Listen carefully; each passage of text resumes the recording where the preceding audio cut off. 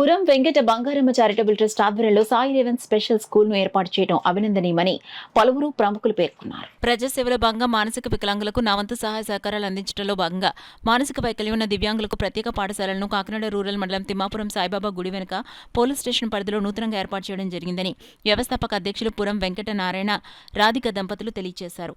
మంగళవారం జనసేన గ్రామ గౌరవ అధ్యక్షులు మాదారపు తాతాజీ ఆధ్వర్యంలో ఎమ్మెల్యే పంతం నానాజీ చేతుల మీదుగా రిబ్బన్ కట్ చేసి జ్యోతి ప్రజ్వలన చేసి ప్రారంభించడం జరిగింది.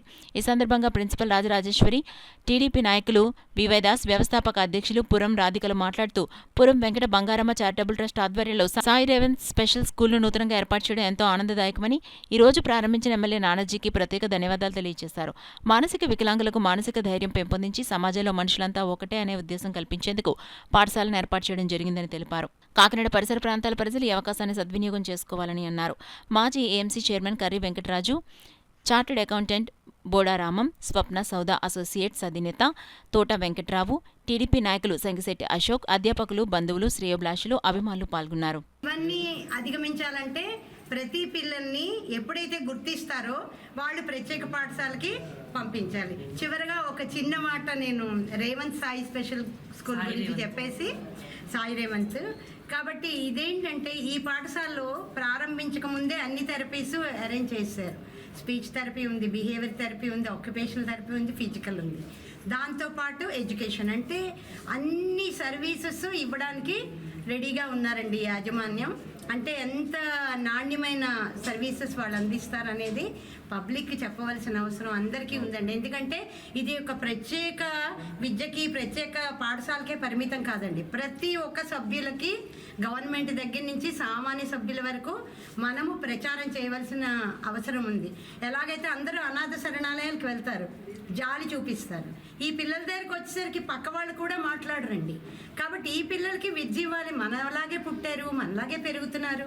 మరి మనందరి బాధ్యత ఏంటంటే పలానా చోట స్కూల్ ఉంది, పలానా చోట ఇలాగనే కాదు, స్కూల్ అనే కాదు, ప్రత్యేక విద్య ఎక్కడ అందిస్తారో అక్కడ మనం బాబుని పంపించండి. మీ పక్క గ్రామానికి, కాకినాడ రూరల్ నియోజకవర్గానికి చాలా సంతోషంగా భావించి వారిని ఈ గ్రామస్తులు, సర్పంచ్ గారు, ఇక్కడ ఈవో గారు అందరూ కూడా శానిటేషన్ అన్నీ కూడా చేసి వారికి చేదోడవాదడిగా ఉండి దీన్ని అభివృద్ధి మనం అందరం కలిపి చేయాలని చెప్పి సందర్భంగా నేను తెలియజేస్తా ఉన్నాను.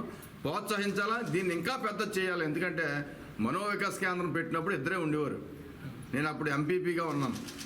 ఆ రోజు నుంచి ఈ రోజు వరకు ఎన్నో కార్యక్రమాలు చేసి ఎవరు పుట్టినరోజు జరిగినా ఇక్కడ చేసుకునేలాగా, ఎవరు పెళ్లి రోజు జరిగినా ఇక్కడ చేసుకునేలాగా, ఎవరన్నా పెద్దల పేరు చెప్పినప్పుడు కూడా ఇక్కడ కార్యక్రమం చేసుకునేలాగా వీళ్ళని ప్రోత్సహించి ఆ ఈ దివ్యాంగులతో పాటలు పాడించినా, ఆటలు ఆడించినా మనకు చాలా ఇందా మేడం గారు చెప్పినట్టుగా ఒక ఆనందం మనలో పుడుతుంది. వీళ్ళకి ఈ ఉపకారం చేయడం వల్ల మనకి సంతోషం కలిగిందని సభ సమాజం కూడా అందరూ కూడా హర్షించేలాగా ఉంటుందని చెప్పి సందర్భంగా తెలియజేస్తూ సార్ గారిని, మేడం గారిని, ఈ బృందం అందరినీ కూడా వీరి ఫ్యామిలీ అంతా కూడా మాకు గత 40-30 సంవత్సరాలు బట్టి అనేక సేవ అందిస్తూ అనేక వ్యాపారాలు చేస్తూ ప్రజల్లో ఉన్నవారు, వారిని కూడా మనం ప్రోత్సహించాలని చెప్పి సందర్భంగా తెలియజేస్తూ మేము సాయి రేవన్ స్పెషల్ స్కూల్ అనేది స్టార్ట్ చేసాం ఇవాళ.